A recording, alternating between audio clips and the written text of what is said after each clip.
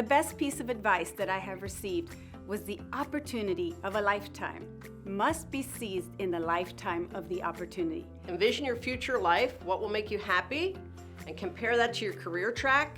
And if those two things aren't congruent, pivot as soon as possible, because if you're successful in your career but it doesn't make you happy in life, you won't be happy. Do the best you can in any situation. Find someone that will be there for you on your best days and also on those days when you need someone to lift you up and also give you honest feedback and guidance so that you can grow and develop into the person you are trying to be.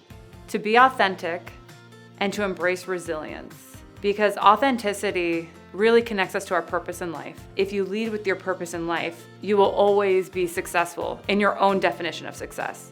The best piece of advice that I've received is to understand that everyone can't go along on the journey. Take a deep breath before you do anything. It really takes the emotion out of everything. If someone's telling you no, you are asking the wrong person. And the second part is from my executive director, who says NO is an acronym for Next Opportunity. Never be above anyone else on your team.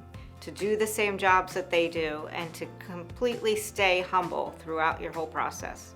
1, that relationships matter. And 2, that it is pivotal that your personal and professional brand are aligned. Authenticity is powerful. Best piece of advice that I've received is to always keep learning, to always be engaged, and to learn along the way. Ask questions, don't be afraid to get involved, and don't be afraid to take risks. Take that step. The advice that I would give to an aspiring female business leader is don't sit back and wait for an opportunity. No one can be you as best as you can be you.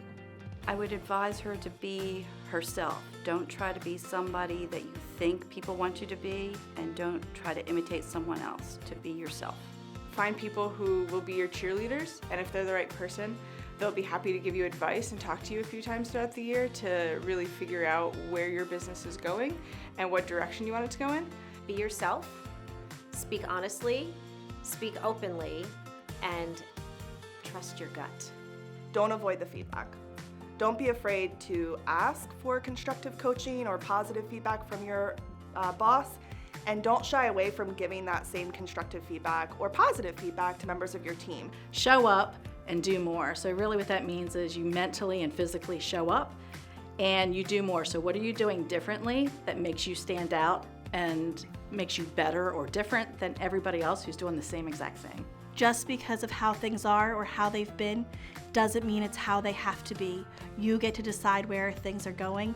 You get to be the one that changes how they are. The advice that I'd give to an aspiring female business leader is to check your imposter syndrome at the door. A lot of times we think that we maybe don't belong because the people in the room don't look like us, but the reality is no one's out here giving out handouts.